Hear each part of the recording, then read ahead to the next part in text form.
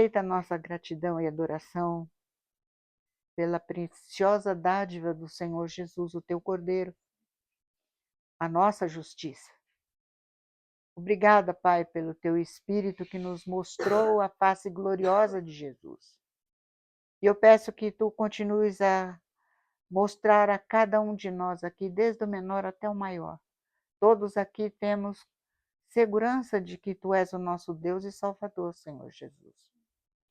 Pai, sabemos que tu nos deste tão grande Cordeiro, mas também tu providenciaste tão grande sumo sacerdote, que mantém a nossa comunhão contigo, sem precisar ficar quebrada, hora nenhuma, porque os nossos pecados estão pagos, e toda vez que os cometemos, podemos reconhecer e tu irás nos lavar e continuar a termos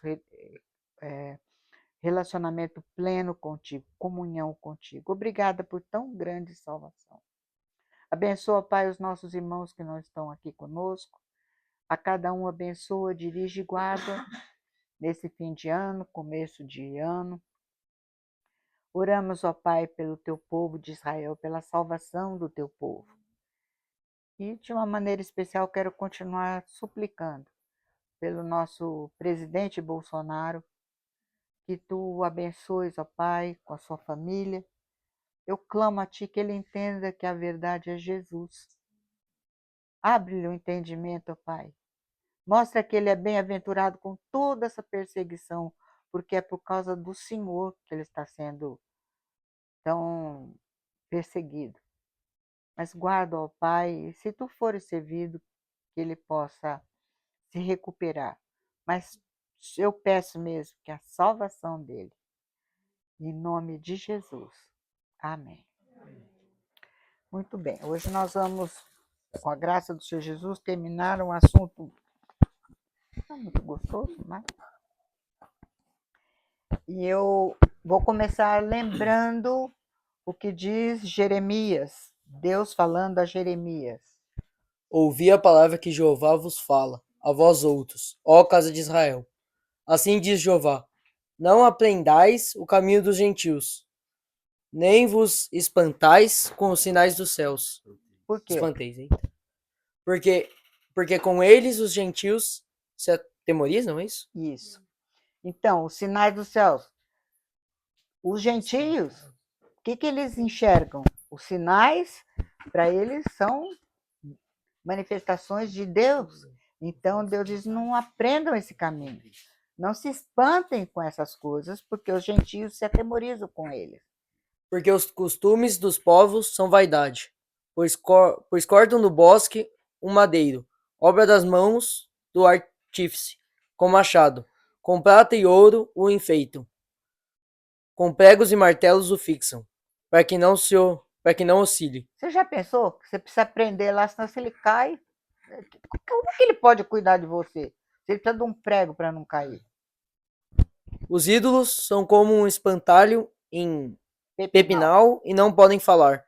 Necessitem de quem os leve, porquanto não podem andar. O que é um espantalho? É um boneco. Necessitam. Eles não podem fazer nada. E aí o que ele diz? Não tenhais receio deles, pois não podem fazer mal, e não está neles o fazer o bem. Ninguém há semelhante a ti, ó Jeová. Tu és grande, e grande é o poder do teu nome. Desde Gênesis, desde o Éden, Deus está se mostrando ao homem, e ele está falando com a casa de Israel.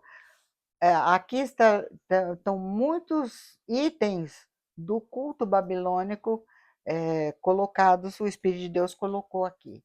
Então, a gente vai considerar um pouco a Babilônia.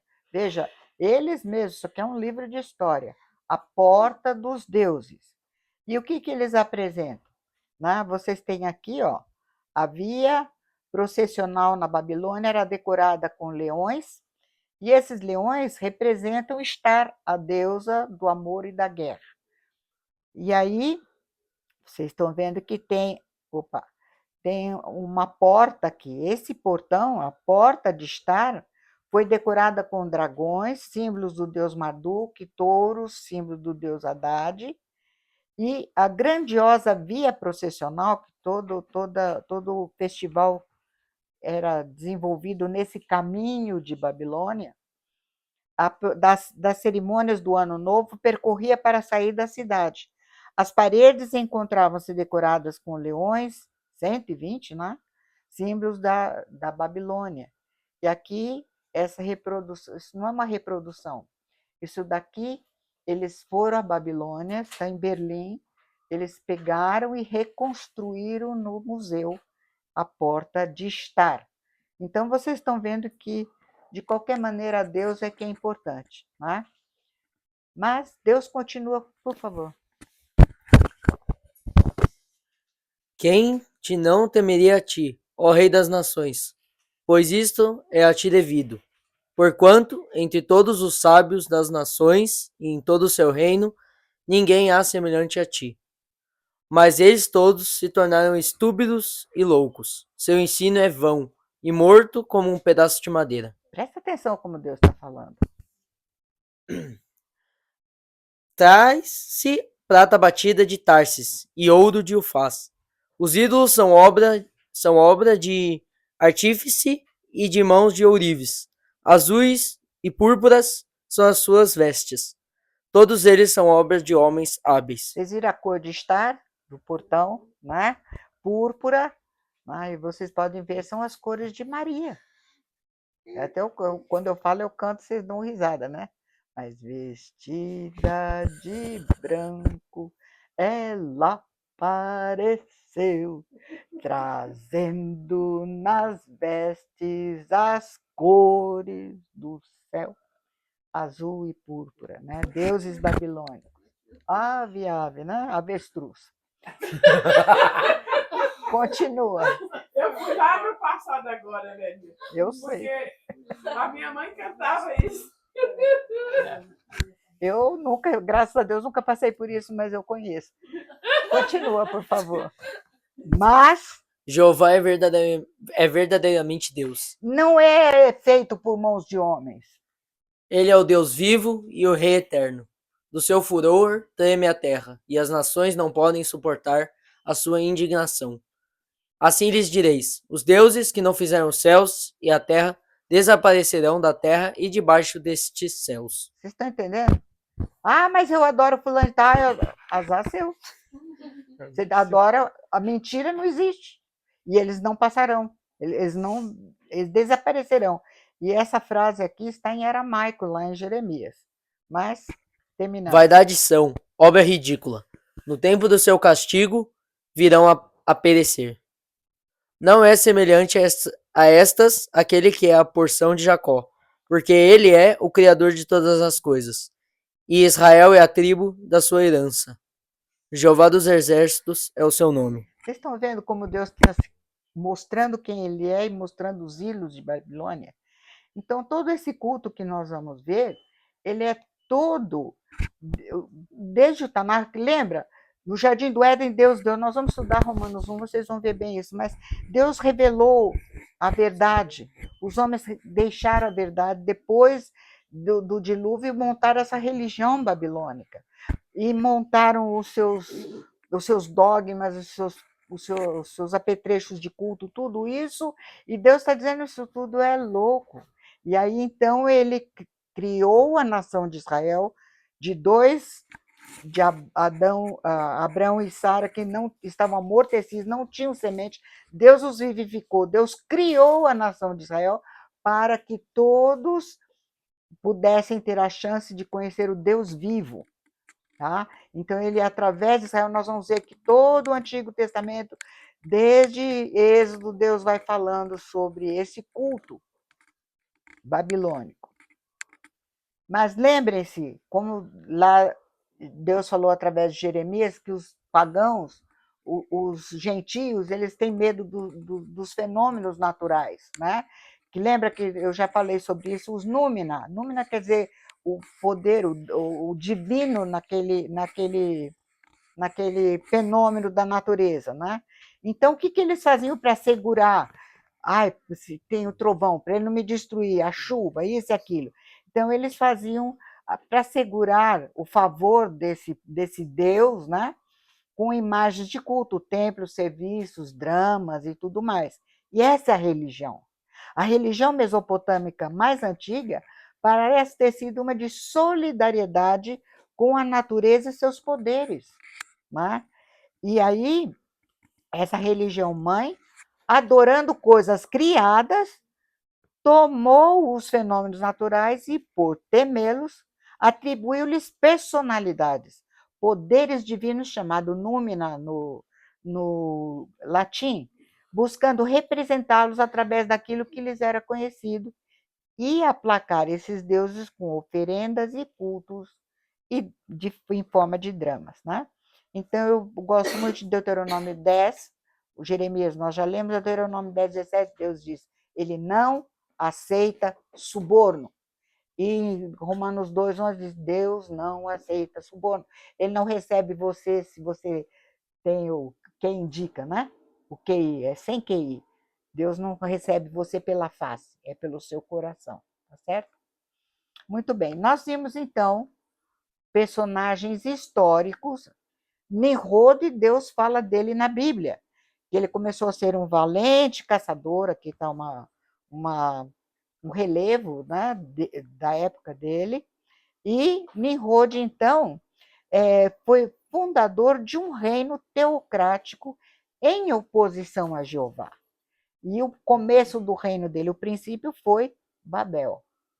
E na terra da Mesopotâmia, da Caldeia, Shinar. E depois ele subiu e foi para a Síria, e lá edificou Nínive, Obotira e tal. Então, Nimrod é um personagem histórico. Tá? O outro personagem histórico é Semíramis. Só que Deus não fala dela. Deus já fala da aplicação numinática, quer dizer, como ela é uma deusa, Deus vai falar dela na Bíblia sim. Mas quem foi Semíramis? Cerca de 800 a.C., ela foi uma famosa princesa assíria, mas foram criadas muitas lendas em torno dela. Foi somente em 1910 que as pesquisas desse professor Lehman Hopt, de Berlim, que a restauraram para o lugar da história Babilônia e Assíria. Lembra? O reino começou em Babel e foi para a Síria. Tá? As lendas traçadas por Diodoro Sículos, Justino e outros, elas eram infundadas, como se Semíramis fosse apenas um ser lendário. Tá? Mas esse professor Lehman Hopt, ele reunindo os resultados das suas descobertas arqueológicas, chegou às seguintes conclusões. Semíramis é uma forma grega de Samuramate. Ela era provavelmente uma Babilônia, porque foi ela que impôs o culto babilônio de Nebo ou Nabo à religião assíria. Lembra, eles começaram em Babel e subiram para a Síria. Guardem sempre esse caminho. Uma coluna descoberta em 1909 a descreve como uma mulher do palácio de Samsi-Adad, rei do mundo, rei da Síria, rei dos 4 cantos do mundo. Minos era seu filho. A dedicação desta coluna mostra que Semíramis ocupou uma posição de influência singular durante mais de um reino. Por mais de um reino ela foi proeminente. O nome de Semíramis veio a ser aplicado a vários monumentos na Ásia Ocidental. A origem disso foi esquecida ou desconhecida. Basicamente, toda a obra estupenda da antiguidade junto ao Eufrates ou ao Irã parece ter sido atribuída a ela. Né? E aí, a etimologia popular que relaciona Semíramis com a síria Sumat, e Sumat quer dizer pomba, parece ter iniciado a identificação, a fábula, agora a historieta, né? A identificação da Semíramis histórica com a deusa Estar e suas pombas. Tá? Então, veja, até aqui nós vimos os dois personagens, e vocês vão ver que sempre é um casal. Os dois personagens são históricos, Nimrod e Semíramis. Mas agora as lendas que transformaram esses personagens históricos em deuses babilônicos, Númina. Eu vou atribuir personalidade aos fenômenos. Semíramis era filha da deusa peixe Atargates e foi miraculosamente preservada por pombas nós vamos ver quando a gente for estudar Peça, eu vou mostrar isso daí. Posteriormente, ela se casou com Onis, que era um dos generais de Ninos, que é o Nimrod, que ficou tão impressionado com sua bravura na captura de Bactra que casou-se com ela após Onis ter cometido suicídio. A história sempre é muito triste, é cheia de coisas lindas. Ninos morreu e Semíramis o sucedeu no poder. Percorreu todas as partes do império, construindo cidades, especialmente Babilônia, né? E vários monumentos. Finalmente, após um reinado de 42 anos, ela entregou o reino ao seu filho Ninias e desapareceu, ou, de acordo com o que parece a forma original da história, foi transformada em uma pomba, daí por diante adorada como divindade. Tá? Essa é a maneira de os gentios da religião babilônica transformar pessoas em divindade. Assim, Semíramis aparece como uma deusa, filha de Atargates. Aqui vocês têm uma figura da Atargates, né? Identificada com Afrodite, tá? E ladeada sempre por pombas. A mesma associação com peixe e pomba é encontrada em Herápolis, né? E o grande templo, de acordo com a lenda, foi fundado por Semíramis, onde a estátua era mostrada com uma pomba na cabeça. Então, eles vão transformando os personagens em deuses, Semíramis e Nimrod. Quando Nimrod morreu, o Nino, Semíramis estava grávida. Então, ela disse que ele morreu e que ela iria, então, disse ele está aqui, é a reencarnação de Nimrod. E aí ela disse que ia lá no reino dos mortos para trazê-lo de volta no filho. Guardem essa beleza de coisa, porque nós vamos falar de Tamuz. É um deus sumério, babilônico e assírio, Ninos, né? Na mitologia grega, o fundador epônimo, que é da mesmo nome de Nínive, Ninos, Nínive, filho de Belos ou Bel, e morria e ressuscitava anualmente. Originalmente, o nome é Dumuzi, quer dizer o filho que ressuscita e sai do mundo inferior. Há muitos títulos do jovem Deus. Agora, presta atenção. Isso daqui é como você vai ler e vai encontrar em tudo quanto é lugar sobre isso que eles inventaram. Amado por sua irmã, a deusa da terra e céu Inine, que é Estar, que desce anualmente a Aralu, o mundo inferior, quando ele morre, para trazê-lo de volta à vida. As lamentações litúrgicas por Tamuz, como estão lá em Ezequiel 8, nós vamos falar um pouquinho, durante o período da sua peregrinação em Aralu, são numerosas. Há uma estranha inconsistência nos hinos dessas lamentações, concernentes à relação entre a deusa mãe e seu amante Tamuz.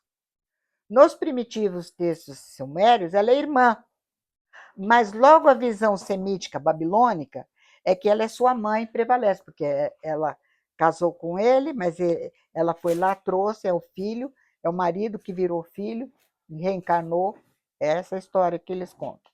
As duas teorias parecem inconsistentemente juntas, toda a história do culto. Ele é invariavelmente o marido e amante. Como que vocês dizem? Como que eles rezam? Maria é o quê? Mãe de Deus. Hã? Não, mas qual é o epíteto dela? Virgem. Maria, ela é o quê? Madroeira ou padroeira? Padroeira. Ela é padroeira. Maria é padroeira. Vocês vão ver todas essas coisas, é impressionante. Ele é invariavelmente o marido e amante daquela consistentemente deusa virgem do amor. Inine, Giciniana, todos os nomes. E o culto é particularmente associado com a grande cidade de Erech, sede do culto de Anu, deus do céu, e Inine. Agora, o importante é isso aqui: em todas as cerimônias ligadas ao seu culto, sua mãe ou irmã é invariavelmente associada com ele, e é o aspecto singular da religião suméria e babilônica que pode ser descrito como universal. Para onde essa religião foi, porque lembra, eles foram esparramados. Aonde foi, esse é o que acontece, como eles relatam. O relacionamento, ele é mãe, amante e irmã. Isso está na Enciclopédia Britânica. E ainda tem mais uma coisa que eu quero citar, a Erika Jong. Ela escreveu esse livro, Witches, Bruxas, né?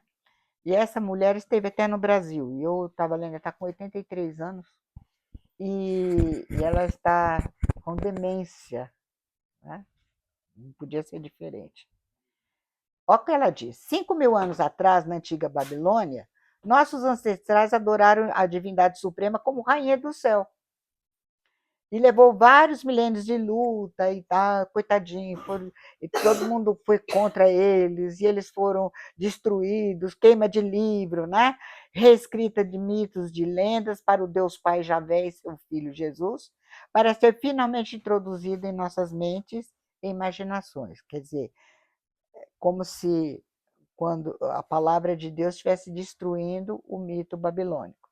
Tudo o que resta da antiga deusa mãe rainha do céu, na nossa civilização falida, são três figuras: a bruxa malvada, Virgem Maria e o conceito da mãe natureza. Imagine então a seguinte evolução: pessoas em tempos pré-históricos adoravam divindades muito diferentes daqueles que nós adoramos hoje. Gente, isso começou em Babilônia, depois do dilúvio. Vocês estão entendendo como eles querem dizer que colocar no lugar do Deus vivo? Então, ela falou que ficaram poucas entidades, né? Uma era a deusa mãe, ou a grande mãe, ou rainha do céu. E aqui vocês estão vendo a figura babilônica dela, que representava a criação, nascimento, colheita de alimentos, suficiência agrícola, os meses de verão, que é a Semíramis. E outra era o deus chifrudo, com galhada de veado, vestido de pele de animal, fisípide, quer dizer, aquela que tem aquelas membranas, né, entre os dedos, que representava a caça, a matança do alimento. Por quê? Vocês estão vendo, até eu já tinha colocado essa figura, mas lembra que Nimrod, ele foi caçador diante de Deus, ele é rebelde, e ele se insurgiu contra Jeová, tá certo? Então, é a característica que Nimrod assumiu no passar do tempo.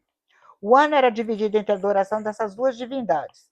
Mesmo quando o cristianismo veio a ser estabelecido como religião, quer dizer, eles não entendem, e todo mundo, a maior parte, nem os crentes entendem, que hoje nós somos simplesmente o que nós temos hoje, a Igreja de Jesus Cristo, é cumprimento do que Jesus prometeu, só isso.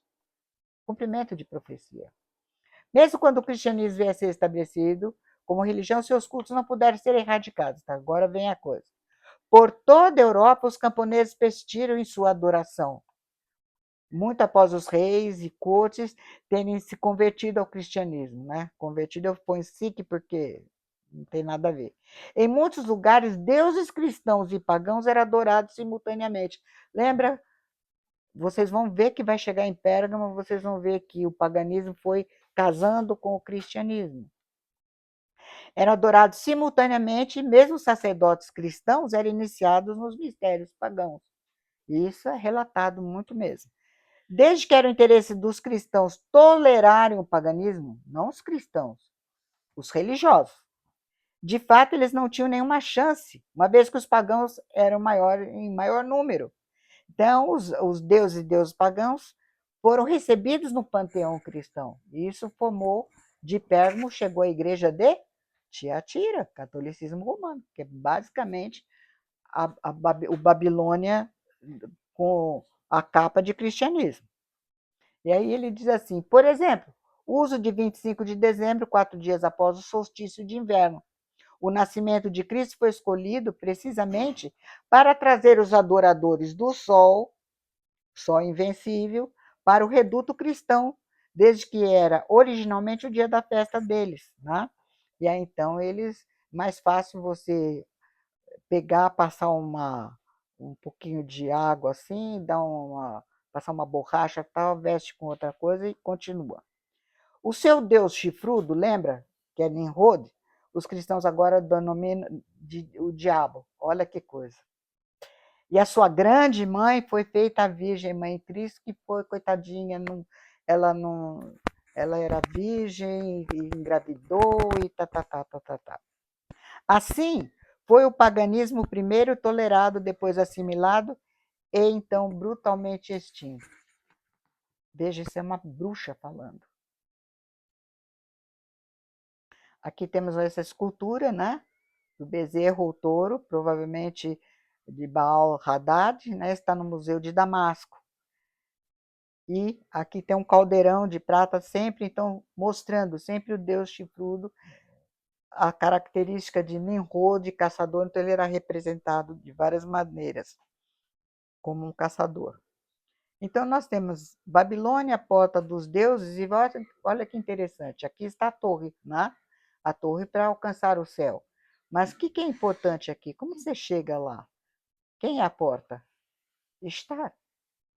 E o processional, todos os festivais eram feitos aqui. Então, nós estamos Babel, caminho e a porta dos deuses.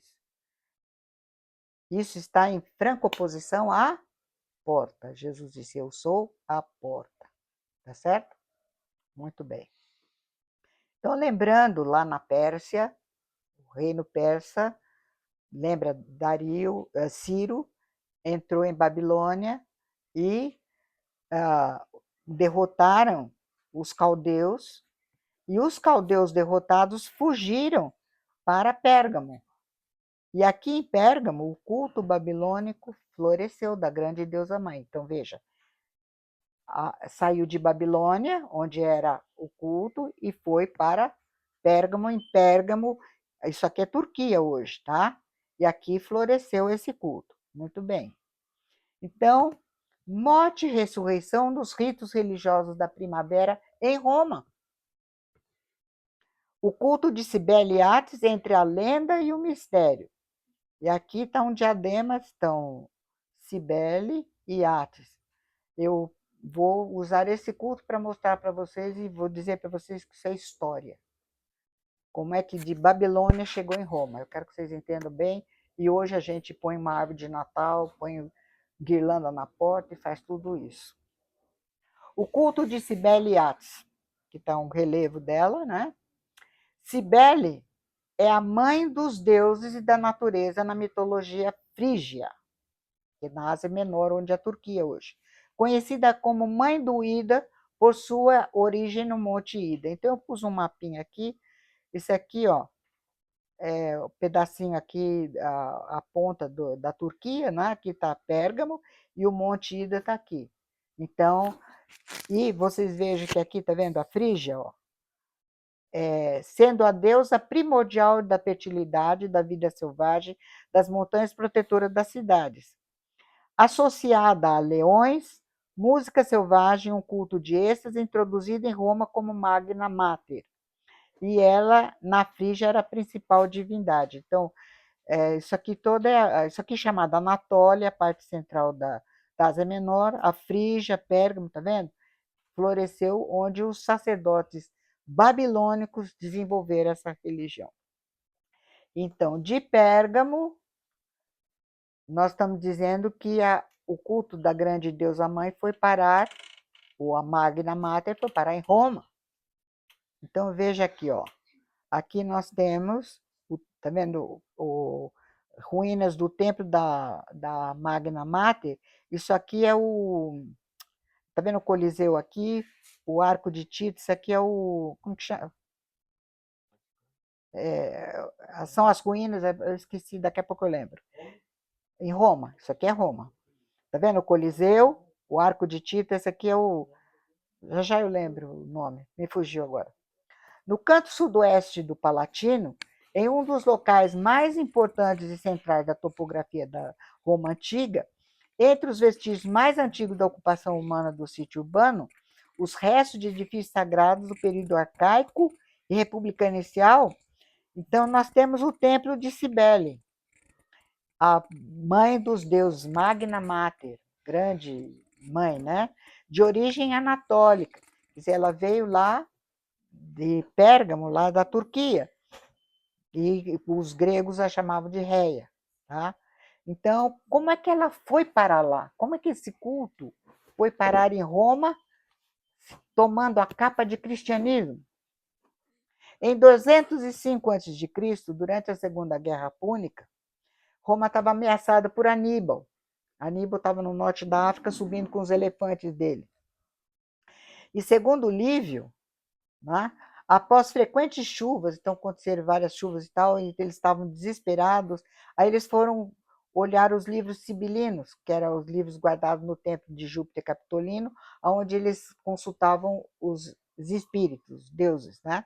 E esse livro dizia o seguinte: quando um inimigo estrangeiro trouxe a guerra para o território italiano, teria sido possível repeli-lo, derrotá-lo, se fosse transferida a mãe Idéia de Pessinunte para Roma, quer dizer, lá do Monte Ida, trazida para Roma. E assim, por esses livros, eles foram, se eles trouxessem, o inimigo perderia. Então, entenderam que era Cibele e mandaram buscá-la. Uma embaixada foi enviada ao rei Átalo, primeiro de Pérgamo, o primeiro. Depois teve o segundo, o terceiro rei de Pérgamo, ele deixou como herança o reino dele para Roma. Um aliado recente de Roma contra Cartago, né? Para obter o fetiche. O que era o fetiche de Cibele? Uma pedra negra que supostamente caiu do céu. Lembra de Atos 19, a imagem caiu de Júpiter? Sempre a história é essa. O que era? Um meteorito negro icônico, que ele próprio havia trazido de Pessino para o seu país, lá em Pérgamo. Ele concordou com a transferência da estátua, né? Somente depois que aí a deusa permitiu, né? Supostamente que ele fosse, a partir de um terremoto, tá? Deixou que eles levassem a imagem dela. A chegada ao porto fluvial de Ostia também está envolvida em mito. Vejo que aqui vocês têm, isso aqui está lá em Ostia, no porto, aqui mostrando a chegada da Cibele no navio, né? Que veio, mas quando ele estava chegando, ele encalhou, né? no Tigre, na foz do Tibre, e aí precisou que essa mulher aqui, Cláudia Quinta, que ela era uma matrona, mas ela era provavelmente uma virgem vestal, libertou, aqui está, também está no, isso aqui está no centro de Roma, em Monte Martini, e ela está aqui puxando, desencalhando para levar a imagem de Cibele para Roma. O objeto sagrado foi levado para Roma, colocado temporariamente no Templo de Vitória, 4 de abril de 204 a.C. Né?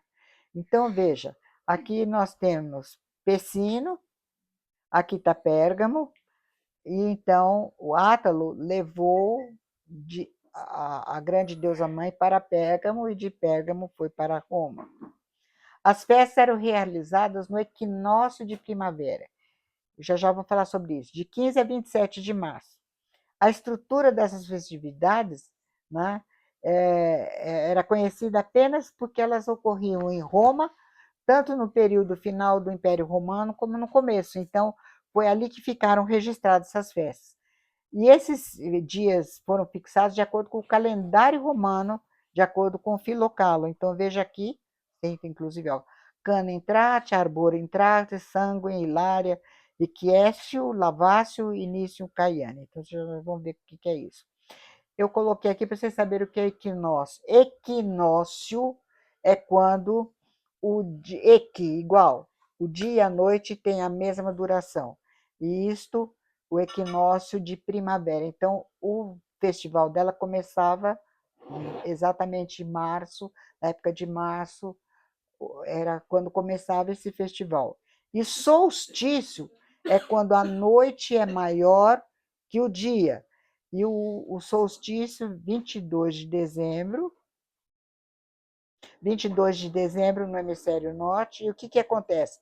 Logo depois daqui, o Sol começa a vencer, Por isso que chega o 25 de dezembro, o Sol vai vencer. Mas já já nós vamos ver. Quando Cartago foi posteriormente derrotada lá do Aníbal, no norte da África, um templo em honra à mãe foi construído no Monte Palatino em 10 de abril de 191. E veja que está aqui a imagem dela lá em Hóstia. Eu estou mostrando que isso é história, gente. Como é que essas coisas chegaram para nós? Desde então, os jogos chamados Megalência, ou Ludimatrideum Magna Idea, Magna Idea porque ela é do Monte Ida, sempre então a grande mãe, foram celebrados anualmente de 4 a 10 de abril em honra a Cibele. Esses jogos públicos eram organizados segundo a tradição romana, mas o culto a Cibele em si, a parte da procissão que eles faziam até o rio Almo para o banho sagrado, permanecia no templo nas mãos de um corpo sacerdotal asiático, quer dizer, os sacerdotes vieram lá da Ásia, eles eram etruscos, lá de Pérgamo, da região, então eles que comandavam o culto. De fato, até o reinado de Cláudio, os cidadãos romanos não podiam participar das orgias, porque esse culto é orgiástico. A mudança que ocorreu, então, se deveu ao fato de que o sacerdócio de Cibele passou a ser recrutado entre os libertos, muitos que vinham da Frígia, lá da Ásia Menor, começaram a vir, então começou a ficar mais comum esse culto. Até que Cláudio, né, assumiu o caráter público, com exceções de ritos especiais de iniciação, que fez esse culto uma religião de mistério. E lembrando que Deus diz que Babilônia é uma religião de mistério. E presta atenção, essa grande é a mãe das meretrizes, das religiões. Toda religião é filha de Babilônia, abominação da terra. E os cultos de primavera de Cibele e Átis eram um conjunto de festivais. O que eles celebravam? Morte e ressurreição de Átis, que era o renascimento da vegetação. Né? Então, como começava esse culto? Uma procissão marcava o início e, em seguida, um sacrifício dessa festa. Cibele tinha sacerdotisas, mas principalmente sacerdotes. E os sacerdotes eram eunucos. E eles eram mutilados nessas festas, era uma coisa horrorosa. O primeiro dia do festival era 15 de março, e indicado no calendário romano como Cana Intrate. O que é isso? A entrada do junco. Nesse dia, canofra quer dizer foros é carregar. Aqueles que carregaram, havia um pessoal encarregado de ir lá pegar o junco e carregar. É uma confraria, um pessoal ali. Eles iam lá, carregavam o junco até o templo no Monte Palatino. Lembra, eu mostrei lá as ruínas. Juncos cortados, sem dúvida, às margens do Almo, que é um afluente do Tibre. Então, em Roma eram realizados os ritos que eram celebrados lá pelo sacerdote, o rio Galo, né? É um afluente do Sangário lá, mesmo ritual que acontecia lá na Ásia Menor, trazido para cá. A cerimônia era acompanhada por um sacrifício feito pelo arquigalo, o sumo sacerdote, o sacerdote chamado Gali, ou Galo, né? Gali plural. O sumo sacerdote de Cibele, e essas canóforas que levavam os juncos ajudavam pelos campos das montanhas a realizar o sacrifício. A vítima era um touro de 6 anos.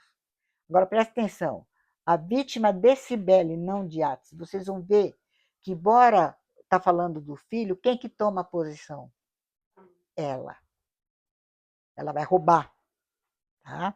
E se der tempo, mas não sei se vai dar tempo, mas eu vou mostrar para vocês a reza que o Papa, que está dizendo de Jesus, rezou no dia que ele assumiu, da Regina Coeli. O significado agrário da cerimônia, embora tivesse o sacrifício, não tinha sido perdido, porque falando da vegetação, nascimento e fecundação da terra e tudo, porque o sacrifício era feito para o bem dos campos. Né? E se os juncos cortados já são um ser divino, era considerado um ser divino, misticamente o touro que era imolado em honra a Cibele. Então, esses ritos de 15 de março são, na verdade, rito de morte. E também acontecia um outro no dia 22 de março, que dizem respeito ao pinheiro cortado, que representa Atis. 7 dias após a entrada, dia 15, né? Vem a entrada dos juncos, como eles coletavam lá, como se o Atis tivesse nascido ali, a Cibele tivesse dado a luz e tal, ela entrava. Aí vem a entrada da árvore, lembra no calendário Arbor Intrate, na língua latina. A árvore era um pinheiro, fornecido pela Irmandade dos Dendróforos. Cadê minhas estudantes aí? Ela não está. Dendro. O que é dendro? Dendro. Árvore. Foros. Lembra? Canóforas carregavam as canas, os juncos. Dendróforos carregavam as árvores, as árvores. Pode-se pensar que o junco e o pinheiro, acima de tudo, concentravam em si forças vitais da natureza, o espírito da vegetação durante a estação de escassez. Era apropriado ir buscar o princípio da vida para difundi-lo através do sacrifício e assim reanimar a fertilidade da terra. Daí talvez venha o ditado de que Atis morreu sob o pinheiro e depois se metamorfoseou em um pinheiro. Os dendróforos, aqueles que carregavam as árvores, traziam do bosque uma cerimônia, que é o pinheiro cortado. Quem tem, eu ia pedir para pegar. Ricardo, pega para mim a Bíblia, essa de capa marrom, por favor. Que é essa nova aí que ela essa Bíblia que é King James e porque todos nós temos. Vamos ver se Êxodo 34. Eu quero que vocês na nossa 34. Não, era para ele ler. Êxodo 34, 11. Deixa eu ver se é o 11. Guarda. Não, peraí. Eu te ordeno. 13. Mas derrubareis os seus altares, quebrareis as suas colunas e cortareis os seus postes ídolos. Como que está na sua, Miriam? Derrubareis seus altares, quebrareis suas colunas e seus postes sagrados. Postes sagrados? Ricardo, lê para mim, por favor, aí. Está aqui. 34, 13. Mas os seus altares derrubareis, e as suas estátuas quebrareis, e os seus bosques cortareis. Bosques. Estão vendo? Eu vou mostrar para vocês que é a Xerim. São a Xerim. Mas veja aqui, os dendróforos traziam do bosque, em cerimônia, o pinheiro cortado. Talvez, isso aqui é Prudêncio falando em Peristefan, nessa obra, o bosque de pinheiros consagrado a Cibele. Os pinheiros, o bosque era dela, ela que é a mãe, ela que é a dona de tudo. O luto por Atis foi realizado pelo pinheiro, como se o deus tivesse sido atingido pela morte da árvore, né? E aí, o tronco do pinheiro estava coberto de fitas como um cadáver. Grinaldas de violetas foram atadas aos galhos, pois dizia-se que as violetas nasceram do sangue de Atis mutilado. As violetas, de fato, são as primeiras manifestações do despertar da natureza no mundo vegetal. Na realidade, esses ritos comemorativos da morte de Atis, os ritos do corte do pinheiro e a imolação do carneiro, têm o propósito de produzir o renascimento da natureza, são a morte coordenada com a ressurreição. Lembra que eu tenho que fazer uma propiciação para que a natureza tenha fertilidade, para que a natureza me responda, porque a natureza é uma deusa. Então, veja agora aqui, olha isso daqui. Veja, por exemplo, a manifestação dessa característica babilônica de procurar aplacar o Deus dos fenômenos naturais com oferendas, o que tecnicamente é suborno, tá certo? Em uma das 12 cláusulas do Terceiro Testamento do Padre Cícero. E veja que isso daqui eu tirei do Estadão, mas é a publicação do testamento dele, está em português arcaico. Suplico aos mesmos padres salesianos que termine a construção da capela do Horto. Devo dizer, para evitar conceitos inverídicos e suspeitos em torno do meu nome, que comecei a construí-la, olha que interessante, para cumprir um voto que eu e meus falecidos colegas e amigos, os padres Manuel Félix de Moura, Francisco, tal, então o vigário de Crato fizeram. Então, eles fizeram um voto e pediram para eles construírem. Qual era o voto? Construir a capela do Horto. Por quê? Esse voto fizemos quando, apavorados com os resultados da seca de 1889, receiamos, aliás, com razão justificada, que o ano de 1890 fosse também seco, com o povo desta terra ao Santíssimo Coração de Jesus. Então, construir a capela para o Santíssimo Coração de Jesus para que não tenha seca. Vocês estão entendendo de onde vem esse conceito? Muito bem. Ao tomar consistência esse mito sobre a história divina, converteu-se o Pinheiro em simulacro de Atos. Relacionavam-se também com isso aos atributos judeus os instrumentos do culto de Cibele, cajado do divino pastor, pandeiros, os símbolos, as flautas e tudo mais. Então, veja aqui, eu coloquei quais eram os símbolos dessa deusa. Em primeiro lugar, vocês estão vendo essa torre aqui na cabeça? Isso é característica da deusa lá da... Quando vocês viram esse tipo de coisa, é característica da deusa lá da Frígia, lá de Pérgamo, lá da Anatólia. Representa a cidade sob sua proteção. Leões puxam sua carruagem e simbolizam força e poder. A cornucópia é símbolo de fartura e abundância.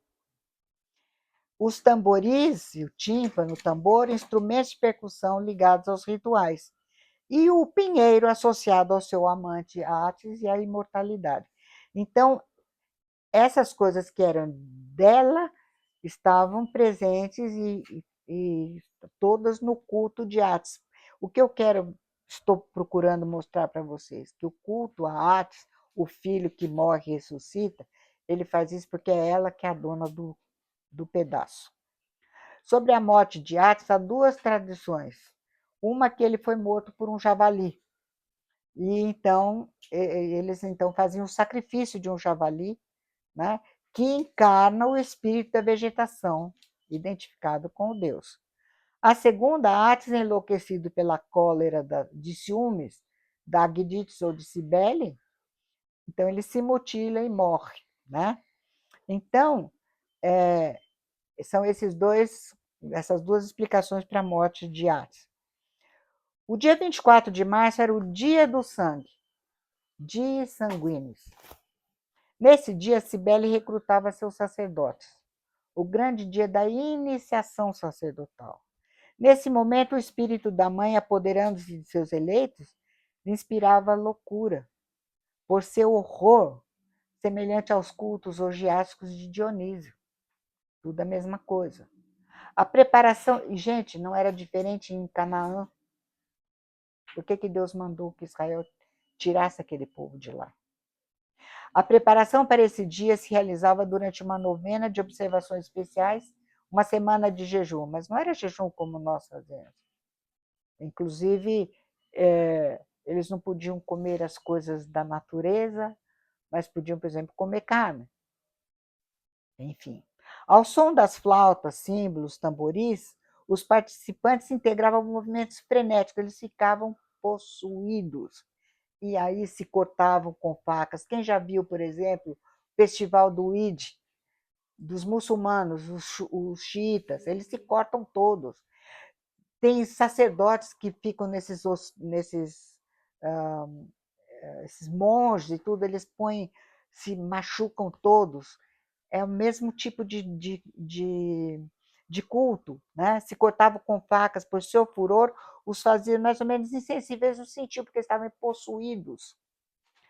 E é o sangue que fecunda e que vivifica, sobretudo um certo sangue. Agdites, a mãe e a terra, estão ávidas dele e farão brotar a vida. A dança louca prosseguia até que o possesso se amputava, machucava tudo. Então se convertia em um sacerdote, quase um deus.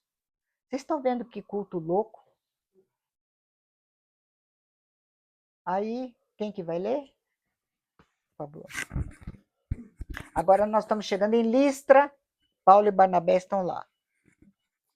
Ouvindo isto, os apóstolos Barnabé e Paulo, rasgando as suas vestes, saltaram para o meio da multidão, clamando: Senhores, por que fazeis isto? Nós também somos homens como vós, sujeitos aos mesmos sentimentos.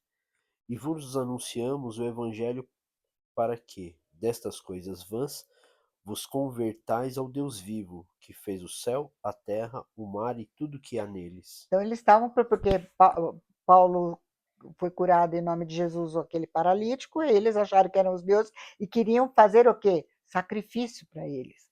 E Paulo chama dessas coisas vãs, por isso pregamos o Evangelho, o Deus vivo. Agora veja, falando do Deus vivo. O qual, nas gerações passadas, permitiu que todos os povos andassem nos seus próprios caminhos.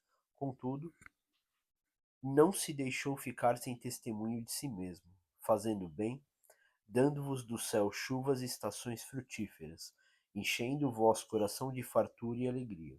Veja, aqui está Noé saindo da arca.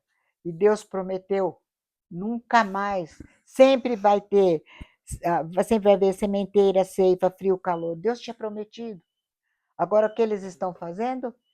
Matando, fazendo culto, propiciando as forças da natureza, mas Deus nunca deixou de dar, tá? Que ele nunca deixou de dar testemunho de si mesmo, conforme ele prometeu para Noé.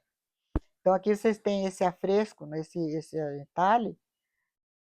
Só por favor, para terminar. Dizendo isto, foi ainda com dificuldade que lhes impediram? Desculpa. Impediram as multidões de lhes oferecerem sacrifícios. Então veja, aqui está um tauróbulo. Eles tomavam o animal, sacrificavam o animal, e a pessoa então tinha que se banhar nesse sangue. E isso traria o quê? Fertilidade para a terra. Este dia do sangue, dias sanguíneos, era um dia de luto, rituais intensos, comemorava a automutilação e morte de Atos. Os sacerdotes do culto, conhecidos como Gali, em plural, ou galo singular, né, entravam em um estado de frenesi divino, realizavam atos de flagelação, se autocastravam, imitando o ato de Atis para se dedicarem a Deus. Depois desses ritos sangrentos, o pinheiro Atis era baixado à cripta do templo e ficava até o ano seguinte. A noite de 24 para 25, tranquila, com orações piedosas. Mas pela manhã se anunciava a ressurreição e a dor dava lugar para a alegria. Atis ressuscitava em 25 de março, o dia da alegria, hilária, era outra fase do festival. Permanecia, portanto, em estado de morte 3 dias e 3 noites. Morria no 22, ressuscitava no 25.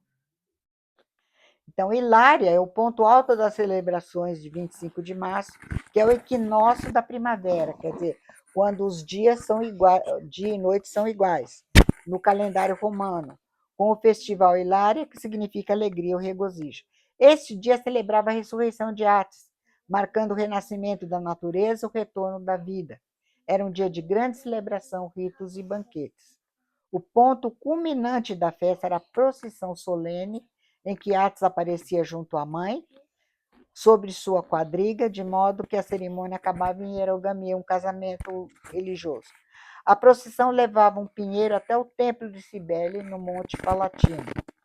E o dia 27 se levava a cabo a grande procissão da Mãe, uma estátua da deusa, para o banho sagrado no Rio Almo, que é Lavácio. O que acontece? Vocês conhecem alguma coisa de lavar imagem, levar para o mar, levar para cá, levar para lá? Tudo a mesma coisa. No dia 28 começavam as cerimônias das iniciações. O mito de Cibele mutilando ela mesma a Átis mostra que a cerimônia se faz para a mãe, nada mais. Significa que os galos, os sacerdotes, são os sacerdotes da mãe, né? Através dessa coisa aí. Esse costume sacerdotal foi exportado para a Frígia. Como que chegou lá na Frígia? Dos cultos semíticos, especialmente o culto babilônico, lembra? Quando eles foram para lá, levaram para a Frígia. Parece seguro que em Babilônia existiam eunucos no culto de Estar, desde os tempos mais remotos. Lembra que o nosso irmão Daniel, né? Ele era eunuco. Estar tinha sacerdotisas que eram prostitutas.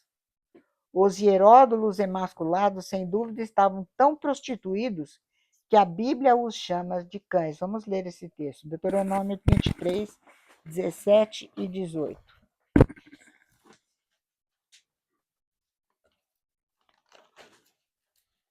Se alguém tiver porque na nossa Bíblia eles procuram dourar a pílula. 23, opa.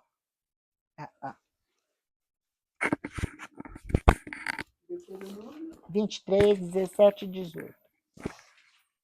Das filhas de Israel não haverá quem se prostitua no serviço do templo, nem dos filhos de Israel haverá quem o faça. Não trará salários de prostituição, nem preço de sodomita à casa do Senhor teu Deus, por qualquer voto, porque uma e outra coisa são igualmente abomináveis ao Senhor teu Deus. Alguém tem preço de cão? Sim. Lê, por favor. Não trará salário de prostituta, nem dinheiro de cão à casa do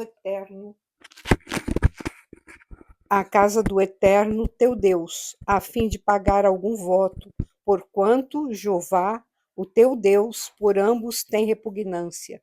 Vocês estão vendo que, à medida que nós vamos indo na Bíblia, Deus está... O que ele está fazendo? Ele está preparando Israel que ia entrar em contato com... Inclusive, Israel era para desalojar os cananeus de lá. Esse culto. E ele vai julgar esse culto no Egito. Vocês estão entendendo? Então, veja que você vai lendo na Bíblia todos essas nuances do culto. Deus está falando, não faça, não faça, não faça. Estar queria que os homens lhe sacrificassem a sua virilidade e as mulheres o seu pudor. E, gente, vocês já viram algum pai de santo? Ontem nós fomos almoçar, ontem, né? Lá no Applebee's, e eu fiquei de frente para aquela tela enorme lá, e eu comecei a olhar, estava falando tristemente do Havaí, dos surfistas e tudo, um monte de bobagem, mas aí parece que começou, era o culto do Zé Pilintra, mas o homem que apareceu, até ele pintado, eu achei que ele estava lá no Havaí, estava sem som, mas completamente, você não diz o que é, porque são esses os sacerdotes. Agora, o que vocês acham dos padres das freiras? De onde vem isso? Então, veja, Pierre Mariel nos informa, no Arquidoxe Magique, Paracelso resume assim a sua mensagem de iniciação. Aquele que quer entrar no reino de Deus deve primeiramente fazer entrar o seu corpo na sua mãe e aí morrer. O que tem o mesmo significado da invocação gnóstica. Cabrito, afogo-me no leite. Quando começava Pêssar, Páscoa, não é na primavera? Não é em março? Não, logo na colheita, começo da colheita. E Deus instituiu está mostrando o quê? Está mostrando que ele se manifestaria, o cordeiro morrendo, a morte dele frutificando, e nós somos fruto da sua morte e ressurreição, e Deus sabia que o inimigo iria usar. Então, todas as vezes que Deus fala da época, das 3 vezes que eles tinham que ir a Jerusalém adorar, o que Deus diz? Não cozerás o cabrito no leite da sua própria mãe. Por que está dizendo isso? Por causa da iniciação gnóstica babilônica. Tanto que o que disse Nicodemos para Jesus? Como é que eu vou entrar no ventre da minha mãe? E tem coisas piores ainda. Não cozerás o cabrito no leite da própria mãe. Você pode comer estrogonofe, sim. O judeu não come. Mas Abrão ofereceu para o Senhor Jesus e para os anjos carne e leite. É só isso aqui. Era não cozinhar o cabrito no leite da mãe por causa do rito do culto babilônico a estar a Semiramis e Nimrod. Deu para entender? Então, o culto de Cibele, aqui vocês veem, ó, olha na mão dela, tá vendo aqui, ó? Essa é a cornucópia que eu pintei, porque branco não dá para, é um dos símbolos dela, né? Os atributos dela, cornucópia, a coroa falando da cidade, né, os leões. Então, o culto é de natureza selvagem, ligado a florestas, cavernas, vida selvagem, rituais estáticos, né, de êxtase, inclui procissão com música alta, sacerdotes e eunucos que se autoflagelavam em celebrações, ciclo vida, morte e renascimento associado à ressurreição do seu filho, amante e tal. Então, esse é o culto de Cibele, da deusa mãe. Então, eu quero pegar aqui, aguente mais um pouquinho que eu preciso colocar isso aqui. Vamos ver o que Deus vai falar dos groves, como dizem em inglês, dos bosques, que na realidade é Asherá, Asherim, plural. Quem que vai ler? Eu. Pode ler todos que eu vou pôr aqui, por favor. Tá. Não plantarás uma Asherá de qualquer sorte de árvores, junto ao altar de Jeová teu Deus, que fizeres. Deuteronômio. Deus diz, não planta, e o verbo é plantar. Na nossa Bíblia, vocês não vão, eles camuflam tudo. Não planta, como que está aí? Da King James, né? Não plantarás. A King James está certo. Não plantarás uma Asherá. Asherá é o nome que essa deusa tomou. Qualquer árvore junto ao altar de Jeová. Mas derribareis os seus altares, quebrareis as suas colunas e cortareis as suas Asherim. Lembra que nós lemos bosque, Nasherim? O plural. O bosque de Cibele cortava a árvore lá, é em honra a ela. Continua.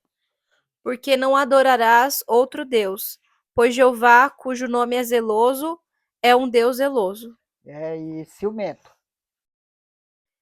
Destruireis por completo todos os lugares onde as nações que ides desposar. Servirão aos seus deuses, sobre as altas montanhas, sobre os outeiros e debaixo de toda árvore frondosa. Lembra onde que acontecia o culto? Nas montanhas, embaixo das árvores. Deitareis debaixo os seus altares, e despedaçareis as suas colunas, e as suas Asherim queimareis com fogo, e despedaçareis as imagens esculpidas dos seus deuses, e apagareis o seu nome daquele lugar. Os filhos de Israel fizeram o que era mal perante Jeová, e se esqueceram de Jeová, seu Deus, e renderam ao culto de Balaim e as Asherote. Veja que eu pus Cibele e Atis, sempre o casal, Nimrod, Semiramis, Baal e Asherá. Sempre o casal, sempre o casal. E aqui é Juízes, falando dos Baalim e Asherot.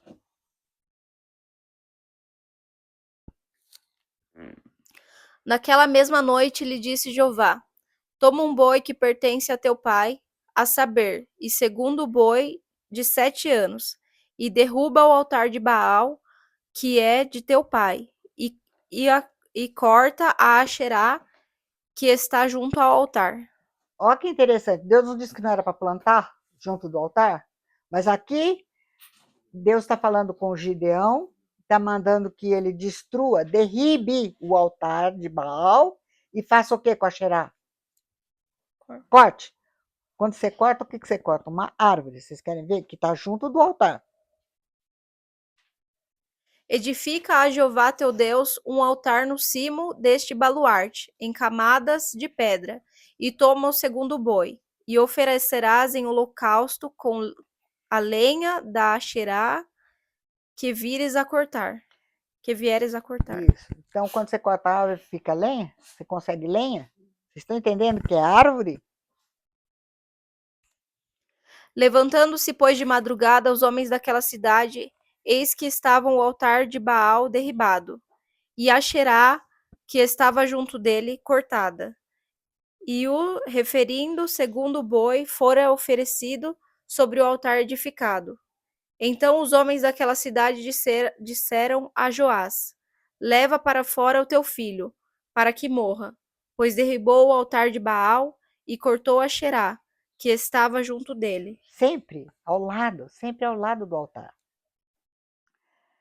Aqui eu vou passar mais rápido. Asa, né? Fez o que era reto, ele foi fiel, né? Como Davi. Ele tirou os prostitutos cultuais, os sacerdotes da Asherá, né? Removeu os ídolos, né? E a mãe dele, Maaca, tinha feito. É o único lugar na nossa Bíblia que aparece Asherá. É um dos únicos lugares que eles não puseram poste ídolo. Que ela tinha feito uma abominável Asherá. E Asa cortou e queimou no vale de Sidrom. Elias, lembra que quando ele foi ter com Acabe, olha o que ele disse, né? Ele falou para Acabe que ele tinha deixado a Jeová e seguido os Baalim. Aí ele diz: manda juntar a mim todo Israel no Monte Carmelo. Como também, o que está aqui? 450 Profetas de Baal, e profetas de Asherá. sempre o casal. 450 de Baal, 400 da Asherá. E Ezequias removeu os altos, quebrou a coluna, cortou a Asherá, né? Inclusive a serpente de bronze que eles adoravam como Nehushtan. E aqui, Manassés tornou edificar o que Ezequias tinha tirado, né? E ele fez uma Asherá, como Acabe. E aí edificou os altares. Então veja a rebelião, né? Queimou seu filho como sacrifício, adivinhava com os médios feiticeiros. E aí então também aqui a tristeza.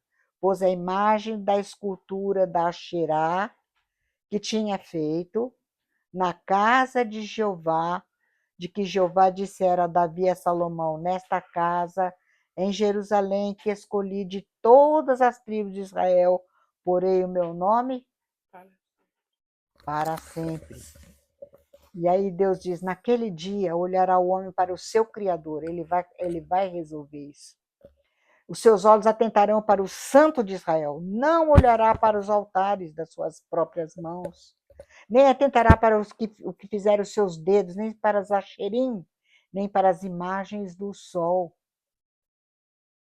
O pecado de Judá está escrito com ponteiro de ferro, com ponta de diamante gravado na tábua do seu coração, na ponta dos seus altares. Seus filhos se lembram dos seus altares, das suas Asherim, junto às árvores frondosas sobre os outeiros.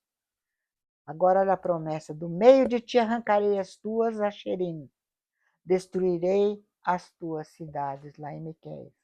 Então notem que esse culto, nós lemos o Tamar, Deus está pondo Israel para limpar isso. E a rebelião de Israel, por isso, for para cativeiro babilônico, cativeiro assírio. Aqui eu vou passar rápido Ezequiel 8. Deus o leva a Israel e aqui Deus vai deixar a Shekinah, a presença de Deus não fica mais no templo, mas ele manda, leva Ezequiel pelos cachos do cabelo e leva lá no templo.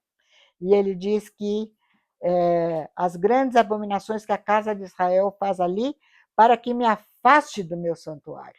Esse é o ponto. E aí ele fala, tornarás abominações maiores que estas. E o que eles estavam fazendo? Estavam mulheres assentadas chorando? Tammuz. Mas eu pulei uma coisa aqui. Cadê aqui? Estendi o Espírito de Deus como uma mão e tomou pelos cachos da cabeça. O Espírito me levou, levantou entre a terra e o céu, me levou a Jerusalém em visões de Deus, até a entrada da porta do pátio de dentro, que olha para o norte, onde estava colocada a imagem dos ciúmes que provoca o ciúme de Deus. E veja onde que estavam. Eis que do lado norte, a porta do altar estava a imagem, ao lado do altar, sempre posto ao lado do altar, desafiando a Deus. E aí as mulheres chorando a Tammuz, e no fim eles estão de costas para o templo adorando o sol. Adorando o sol. Eles achegaram o ramo ao seu nariz, como fazem no culto. E Deus disse, eu vou tratá-los com furor. Cativeiro assírio, cativeiro babilônico. Eu pergunto para as pessoas, você quer isso? Eu pergunto para Israel. Então, rapidinho aqui, o Estadão de 83, falando do Natal no mundo. Né? Ninguém sabe por que se convencionou dia 25 de dezembro como a data de Jesus. Né? Muitos comemoravam 6 de janeiro, mas foi quando o Papa Júlio I, no século IV, vocês estão vendo que depois, formando Tiatira, venha Pérgamo, Tiatira, a imagem foi levada ao culto, foi mesclado, e aí então, o 25 de dezembro passou a ser comemoração do nascimento de Cristo. O início do inverno era uma temporada de festa entre os pagãos, de maneira que, após o decreto de Júlio I, o Natal e as festividades invernais foram combinadas, explicando-se assim as raízes pagãs de muitos costumes natalinos. Um dos exemplos mais marcantes é a festa de Yule, comum em todo o norte europeu, onde fogueiras eram acesas em homenagem aos deuses Odin e Thor. O tronco de Yule era queimado até recentemente. Vocês lembram que eles pegavam o tronco e levavam lá no templo de Cibele? Ele era guardado e muitas vezes era queimado. E atualmente forma de enfeites e em bolos formato de troncos. Né? Então aqui está o bolo bûcher de Noël, né? O tronco de Yule, solstício de inverno, o bolo tronco de Natal. Né? Então, o bruxo Shiva apresenta, e olha aqui o livrinho dele aqui, ele vai apresentar o tronco de Yule. E eu coloquei ele tem essa figura aqui. Portanto, caso a luz que há em ti sejam trevas, que grandes trevas serão. Esse culto é isso aí. Então vamos lá.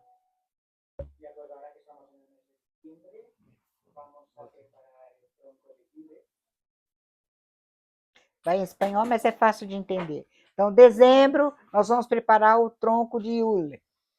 ¿Aumentó? Voy a hacer lo mismo, pero con una rodaja de tronco, de estas que tengo aquí, para hacer el tronco de Yule de manera horizontal. Es cierto que el simbolismo es el mismo, es exactamente el mismo, que representa la fertilidad de la naturaleza, el renacimiento del sol a partir del 21 de diciembre. Renascimento do sol, lembra? Nascimento do sol invencível. A los almacenes encontré un ciervito dorado, me pareció magnífico para ponerlo en el centro y representar la presencia del dios Cernuno, Deus. y obviamente la presencia del señor del bosque que representa. Lembra do Deus chifrudo? También voy a usar unas velas, las velas que pongo siempre en el Sabbat de Yule. Pongo en primer lugar la verde, que representa a la diosa embarazada, la fertilidad. Grávida, En este caso pongo la roja, que representa a la vida, vermelha. y la dorada, que representa el triunfo de la luz o el triunfo del dios del sol. Esa sería la diosa y la esperanza, la vida y el dios de la luz que empieza a crecer a partir del solsticio de invierno. ¿De acuerdo? Entonces, le voy a poner la rodaja de naranja, que le da un punto de alegría y es un símbolo solar, y lo voy a colocar sujeto tal cual. Aquí le voy a poner otra. Así. Porque é o solstício de... Como se irá secando conforme pasen los días, no se estropeará. E para... Então, veja, aqui eu peguei na internet, né, o tronco de Yule, o ritual. E essa moça vai preparar o tronco de Yule, né? E ela diz assim: este é meu segundo Yule. No ano passado, comecei a pesquisar e aprender sobre Wicca. Wicca é a bruxaria, né? Esse é o mesmo culto, só que como se fosse bruxaria e paganismo. Muito obrigada por ser minha madrinha feiticeira, agradecendo essa pessoa aqui. E esse é um livro que foi escrito A Sedução da Juventude Norte-Americana por Bob Larson. E aqui está o calendário de satanismo. Então, o calendário de bruxaria que o satanismo adotou e modificou reconhece 8 feriados principais, chamados sabás. São os festivais anuais da antiga religião de Wicca. E aí vem, veja, 1º de fevereiro, 21 de março, faz parte. Eu estava na Inglaterra quando aconteceu isso aqui. Beltane, 1º de maio. E lá na igreja, quando me avisaram, falaram, isso é coisa pagã. E eu fui de longe, eu tenho algumas fotos, filmei os rituais deles pagãos, né? Beltane, da fertilidade. Aí solstício de verão e equinócio de outono, Halloween e o solstício de inverno, Yule. Quer dizer, o culto é o mesmo, cada um adapta do jeito que quer, adorando esta ou aquela entidade que eles amam mais. E mais um pedacinho aqui. Ramos verdes na decoração das casas. A utilização de ramos verdes na decoração das casas para as festas de inverno é um costume muito antigo. Muito antes do início da era cristã, sempre vivas, plantas que mantêm sua cor mesmo quando todas as demais secam ou morrem, eram consideradas como símbolos da vida eterna e usadas em rituais mágicos para assegurar o retorno da vegetação. Lembra? Númina, sempre é isso, eu vou propiciar os fenômenos da natureza. Na Europa, na Ásia Ocidental, os prédios sagrados eram cobertos com esses ramos para as festas de inverno. Na Roma antiga, lembra que levou o culto de Cibele, as casas eram enfeitadas com louro nas calendas de janeiro, os primeiros dias de janeiro, e guirlandas verdes eram usadas e presenteadas durante as comemorações das Saturnálias, que perduravam durante uma semana em dezembro. Como eram costumes pagãos, os primeiros cristãos as condenavam e chegaram a proibir a participação dos fiéis nessas festas. Até os próprios romanos, foi Cláudio que liberou. Os fiéis não podiam acender velas no início do inverno, como faziam os pagãos, nem pendurar ramos nas suas portas, incinerando-os posteriormente. Se você renunciou aos templos, escreveu Tertuliano no seu De Idolatria, não transforme a soleira da sua porta num templo. Mas o tempo e também as atitudes de conservadorismo inatas das pessoas mais simples gradualmente foram modificando essas opiniões e não apenas as casas dos cristãos, como os templos, adotaram o verde no inverno, representado pelas coroas do advento e outros ramos na decoração. É o mesmo do Estadão. Então, eu peguei o De Idolatria, vou pôr algumas coisas aqui. Aqui está o De Idolatria do Tertuliano. Capítulo 15. A festa em honra aos imperadores que eram adorados como deuses, vitórias e semelhantes. Exemplo, inclusive, de Sadraque, Mesaque e Abednego. E ele vai citar Isaías: o Espírito Santo repreende os judeus por seus dias santos, seus sábados, luas novas, cerimônias. Deus diz, minha alma os detesta. Ele não quer religião, ele quer o coração. Para nós, o azul seriam os crentes. Para nós que consideramos os sábados estranhos, as luas novas e festas, outrora amadas por Deus, não, isso aí você está se judaizando, não é assim? As Saturnálias, agora em amarelo é a festa de Cibele. As Saturnálias, o Ano Novo, as festas do solstício de inverno, as matronálias, são frequentes. Presentes vêm e vão, presentes de Ano Novo, jogos se juntam ao seu barulho, banquetes se juntam à sua algazarra. Maior fidelidade das nações à sua própria seita, que não reivindica para si nenhuma solenidade cristã. O que ele diz: nem o dia do Senhor, nem Pentecoste, mesmo que conhecessem, teriam compartilhado conosco, pois eles não queriam parecer cristãos, eles não querem. Agora, nós não tememos parecer pagãos. Olha a paulada. Se alguma indulgência deve ser concedida à carne, vocês a têm. Mas deixe que as suas obras brilhem, diz ele. Mateus 5,16. Mas agora todas as nossas lojas e portões brilham. Mateus não fala para brilhar a luz? Hoje em dia vocês encontrarão mais portas de pagãos sem lâmpadas e coroas de louro do que os cristãos. Qual parece ser o caso também em relação a esse tipo de cerimônia? Se for uma homenagem a um ídolo, sem dúvida homenagear um ídolo é idolatria. Qual parece ser o caso também em relação a esse tipo de cerimônia? Se for uma homenagem a um ídolo, sem dúvida homenagear é idolatria. A idolatria é condenada não por causa das pessoas que são colocadas para adoração, mas por causa de suas observâncias que pertencem a demônios. Então vocês dizem que as lâmpadas diante das minhas portas, os louros, os meus batentes, são uma honra a Deus? É honra aos imperadores, aos deuses babilônicos. Estão lá, é claro, não porque seja uma honra a Deus, mas aquele que é honrado em lugar de Deus por meio de observâncias cerimoniais desse tipo, na medida em que isso manifesta, exceto a prática religiosa, que em segredo pertence aos demônios. Pois devemos ter certeza se há alguém que não perceba isso por ignorância.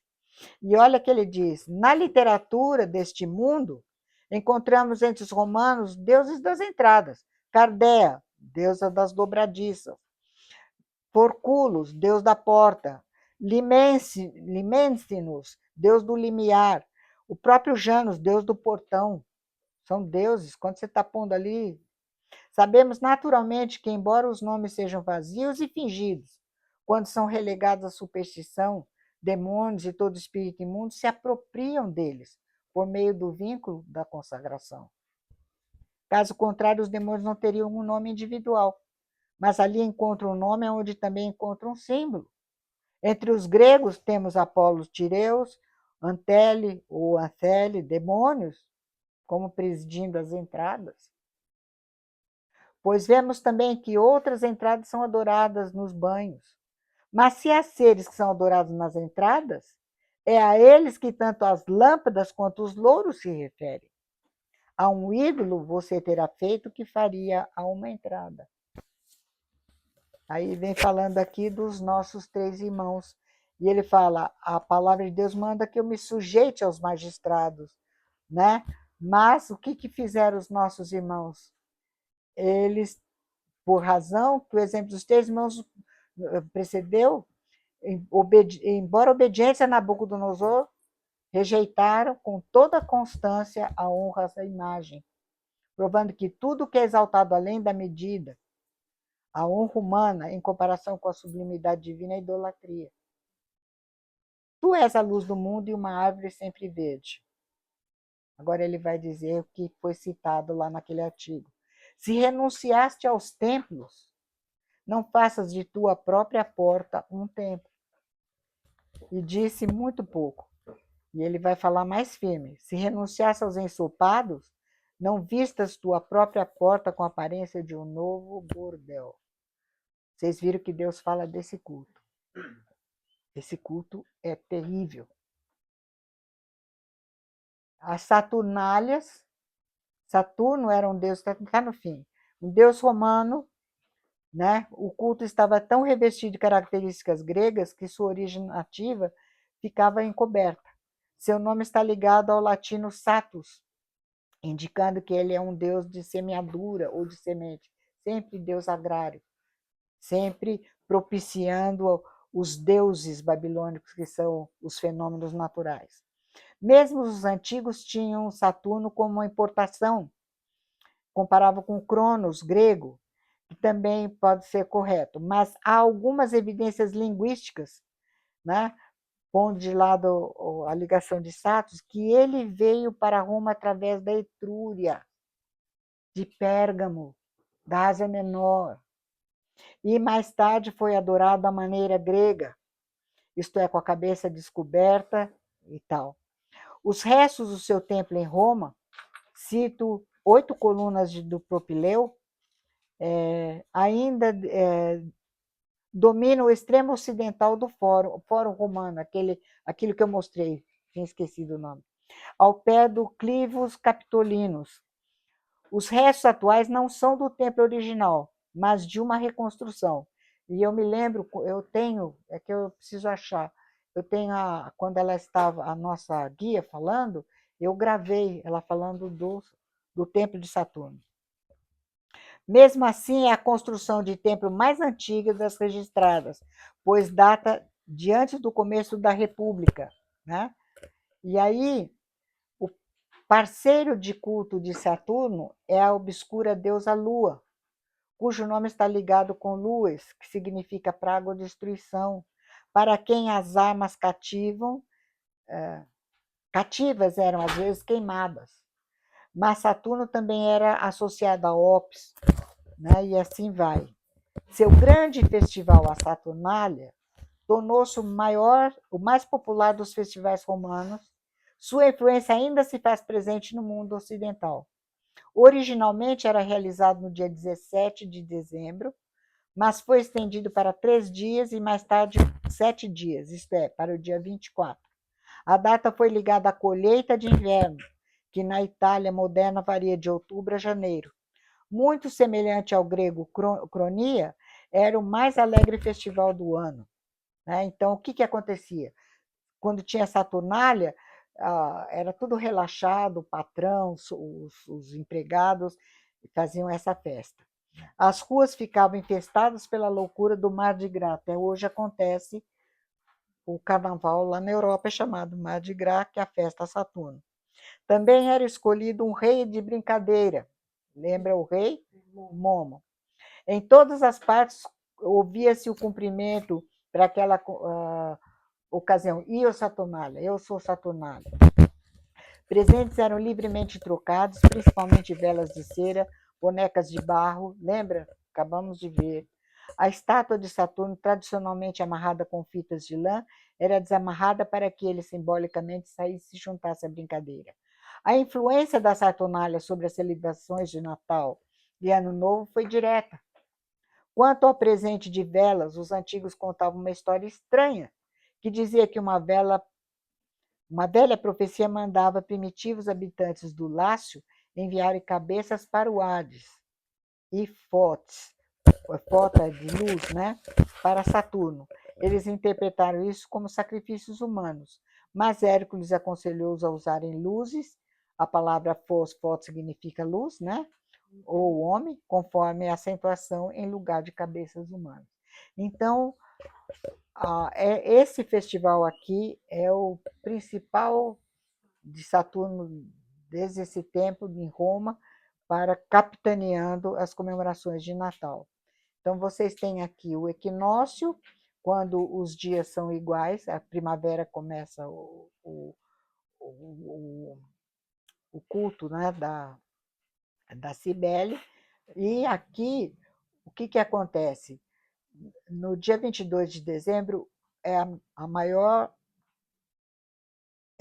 noite a partir do dia seguinte o sol começa a vencer. Então, esse é um livro de geografia dos meus filhos, e eu guardei. O dia 25 de dezembro sempre foi de grande importância para inúmeros povos, não importando sua religião. No hemisfério norte, desde a antiguidade, muitos povos consideravam esse dia como sendo a data natalícia do astro-rei. É o nascimento do sol invencível. Por quê? É no dia 25 de dezembro que o sol inicia o retorno ao seu zênite. Aí ele começa a ganhar da noite. O dia 25 de dezembro era, então, muito festivado por muitos povos, e a Igreja Cristã decidiu não combater, e sim aproveitar esta data para considerar o nascimento de Cristo. Então, esse culto é um culto de mistério. Babilônia Grande, a mãe das meretrizes, das abominações da terra. Mas, quando que ela vai ser, de uma vez por todas, exterminada? Ainda ela está sendo consumada na Europa. Isso aqui é a formação da União Europeia. Europa, muitas línguas, uma voz. Esse aqui é o folder deles, né? E vocês estão vendo essa estrela, olha a posição dela, é o Baphomet. E aqui, liberdade para todos, está vendo todas as religiões? Né? Então, está aqui quem é o dono de tudo isso aqui que está por trás. Mas exultai sobre ela, ó céus, vós santos apóstolos, profetas, porque Deus contra ela julgou a vossa causa. E aí, então, vai ser como uma pedra arrojada, ela vai ser arrojada, a grande cidade nunca mais será achada. Né? Nunca mais terá voz de músicos, tocadores de flauta, culto nunca mais vai ver nela. Jamais em ti brilhará luz de candeia, nem voz de noivo, noiva, nada disso. Pois os teus mercadores foram os grandes da terra, porque todas as nações foram seduzidas pela tua feitiçaria. E nela se achou o sangue de profetas, de santos, de todos que foram mortos sobre a terra. Mas um menino nos nasceu. Da raiz de Davi, da raiz de Jessé, veio o renovo de Jeová, que é servo, o servo de Jeová, que se manifestou como homem. Né? Ele é o renovo, que é o homem, e ele é justo, o renovo, que é rei, e ele é a nossa justiça, o Senhor Jesus. Esse é que vale ser adorado. E o programa dele vai de Páscoa, Ázimos, Pentecoste, trombetas, Yom Kippur e tabernáculos. E nós vamos participar do tabernáculo. E quem das nações não for adorar o rei em tabernáculos, não vai ter chuva. Nós vamos comemorar juntos. Então, esta é a verdade.